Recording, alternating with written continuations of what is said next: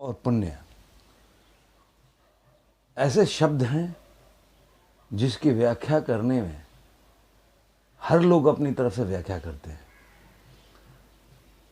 पाप वो होता है जिसका हमारे दिल में पश्चाताप होता है, क्योंकि पाप उसी के लिए होता है जो सोचता है कि मैंने ये गलत किया। अगर आप कितना भी गलत काम करो और आपके दिल में ये ख्याल भी ना आए कि आपने गलत किया है, तो फिर कोई कितना भी बताए कि आपने गलत किया है या आप ये करना पाप है, उसका आपके जीवन पे कोई प्रभाव नहीं पड़ता। सब्सक्राइब कर लीजिए इस चैनल को और बेल आइकॉन दबाइए ऑल वाले पर, ताकि ऐसे ही और भी अच्छे अच्छे वीडियोस जो कि इस चैनल पे अवेलेबल हैं आप उनको देख पाएँ और ज्ञान की वर्धक की जो बातें हैं आपको भी वो सब सुनने को मिले। ज़्यादा से ज़्यादा इस वीडियो को या इस चैनल को शेयर करिए। जो भी आपको पसंद आता है उसको लाइक करिए, शेयर करिए अपने फैमिली एंड फ्रेंड्स में, और लाइक के साथ में, शेयरिंग के साथ में कमेंट करना बिल्कुल मत भूलिएगा। आपके कमेंट रिव्यू बहुत वैल्यूएबल है। एक बार की बात है कि एक बड़ा ही दयालु राजा रहता था, और वो हमेशा साधु संत ऐसे लोगों को अपने घर के आंगन में बुला के, महल के आंगन में बुला कर उनका खाना आदर सत्कार करता था।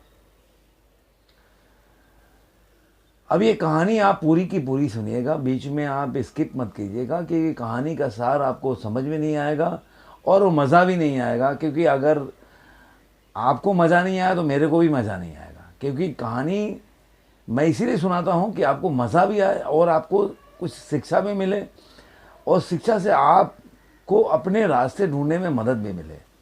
हाँ, कहानी शुरू करते हैं उसके, लेकिन सब्सक्राइब जरूर करिए मेरे चैनल को। अगर नए जो जुड़े हैं वो भी सब्सक्राइब करें, लाइक करें, कमेंट करें और बेल आइकन दबाना ना भूलें।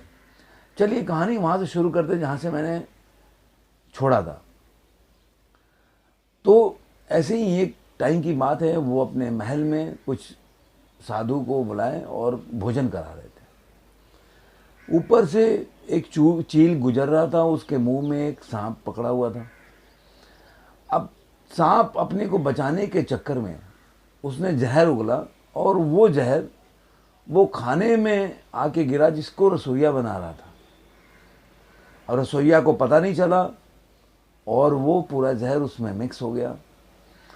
और जब वो खाना परोसा गया सारे लोगों को, सारे साधुओं को, वो खाना खाकर सारे लोग मर गए, उनका मृत्यु हो गया, जितने भी साधु आए थे। अब ये राजा को बड़ा दुख हुआ कि भाई मेरे घर पे आके और ऐसा हो गया, क्या इसका कारण है। रसोइया को इतना दुख हुआ कि अरे यार अजब हुआ है भाई, कि मतलब मैंने खाना बनाया और आज तक ऐसा नहीं हुआ, और इतने साधु संतों का मृत्यु हो गया मेरे खाना खाने से। ये दुख खेद का भी आकलन ही हो रहा था। राजा भी सोच रहे थे कैसे हुआ। उधर यमराज बड़े मुश्किल में पड़ गए कि इस कृत्य का सजा किसको दिया जाए। अब वो परेशान कि राजा जिन्होंने बुलाया इन इतने साधु संतों को खाना भोजन कराने के लिए, वो जिम्मेदार हैं, या वो रसोइया जिम्मेदार है जो खाना बना रहा था। लेकिन न राजा जानते थे न रसोइया जानता था, और या वो चील जो बाज को लेके जा रहा था, लेकिन वो इस उद्देश्य से नहीं लेके जा रहा था कि वो सांप को वहाँ से लेके जाए, वो सांप जहर उगले और वो खाने में गिरे।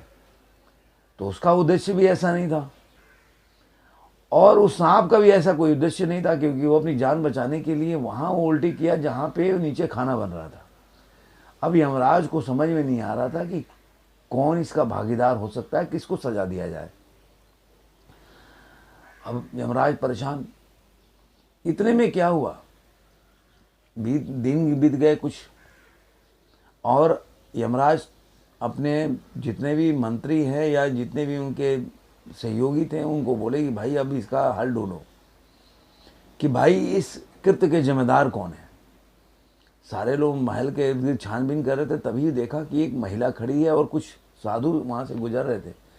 तो उन्होंने बोला कि अरे यार मेरे को रात को भूख लग गया और खाना खाना भोजन के लिए तो सोना क्या है कि महल के जो राजा है यहाँ पास में जो रहते हैं वो हम जैसे साधुओं का बड़ा सत्कार करते हैं। तो महिला ने बोला महल तो इधर ही है लेकिन वहाँ जाओ मत, वो ना साधु लोगों को खाना खिला के मार डालता है, उसका काम ही ऐसा है। तो ये बात सुनते ही जब ये सूचना यमराज को दिया गया कि एक महिला ऐसे बोल रही थी, तो यमराज ने बोला ये तो सही हो गया, इसी को सजा देना चाहिए। अब लोग बोले कि अरे यार ये कैसे हो सकता है, वो महिला तो उसके कोई जिम्मेदार भी नहीं, दूर दूर तक वास्ता नहीं है। उनके सहयोगी बोलने लगे, कह रहा देखो पाप में जो मज़ा लेता है वही पापी होता है, जो अनजाने में हो गया उनको पता ही नहीं, वो कैसे पापी हो सकता है। हमारा सारा कृत्य जो क्या होता है, हम इंसान हैं, गलतियों करने के लिए बने हुए हैं, हम काम करेंगे तो गलतियां होगा ही, कुछ अच्छे भी कर्म होंगे कुछ बुरे भी कर्म होंगे, किसी पे अच्छा भी प्रभाव पड़ेगा किसी पे बुरा भी प्रभाव पड़ेगा। कुछ कृत्य ऐसे होते हैं हम जानबूझकर किसी को शोषण करने के लिए या परेशान करने के लिए करते हैं। अगर हमें उस कृत्य में मज़ा आ रहा है तो यकीनन हम पाप के भागीदारी हैं। लेकिन जब हमने कोई कृत्य किया है और उससे किसी को ठेस पहुंचा या उससे किसी का नुकसान हो रहा है, लेकिन वो मेरा कर्म है। अगर मान लीजिए कि मैं कोई ऐसा कार्य करता हूँ, पुलिस वाला हूँ, और किसी चोर को पकड़ लेते हैं चोरी करते हुए, चाहे वो कितना भी घर में परेशानी हो, कोई जिसकी वजह से वो चोरी कर रहा हो और पकड़ा गया हो, घर में उसको बहुत ज़रूरत हो उस चीज़ का, उससे मेरा कोई लेना देना नहीं। मेरा जो फ़र्ज़ है कि ऐसे लोगों को पकड़ा जाए, तो वहाँ पे मैं गलत नहीं हूँ। मैं अगर ये सोचने लगूँ जो हर आदमी का कोई घर में परेशानी है तभी चोरी कर रहा है तो गलत हो जाएगा। तो इसलिए जब भी हम कोई कार्य करते हैं और हम जानबूझकर किसी को परेशान कर रहे हैं, जानबूझकर उसके परेशानी में हम आनंद ले रहे हैं, यकीनन हम पाप के हकदार हैं। जब भी आप कोई कार्य ऐसा करें जिससे कि आपको दूसरे को परेशान करने में मज़ा आ रहा है, यकीनन आप सोच लीजिए आप वो कर्म कर रहे हैं जो आप पाप कर रहे हैं। तो ऐसे कर्म जो दूसरे पर बुरा प्रभाव डाले लेकिन आपको उसमें आनंद या मज़ा है, ये मानसिक स्थिति आपका ठीक नहीं है। आप अपना स्वयं का आकलन करें, आपके लिए भी ठीक नहीं है, समाज के लिए भी ठीक नहीं है। और अगर आपका मानसिक स्थिति ठीक रहेगा तो यकीनन आप मानसिक शांति से आपका जीवन व्यतीत होगा और समाज भी उसका लाभ उठा सकेगा। मैं उम्मीद करता हूँ ये वीडियो आपको अच्छा लगा होगा। अच्छा लगा हो तो दोस्तों के साथ शेयर कीजिए, लाइक कीजिए, कमेंट कीजिए। फिर मिलते हैं किसी नए वीडियो में, किसी नए विचार के साथ, किसी नई कहानी के साथ। तब तक के लिए धन्यवाद।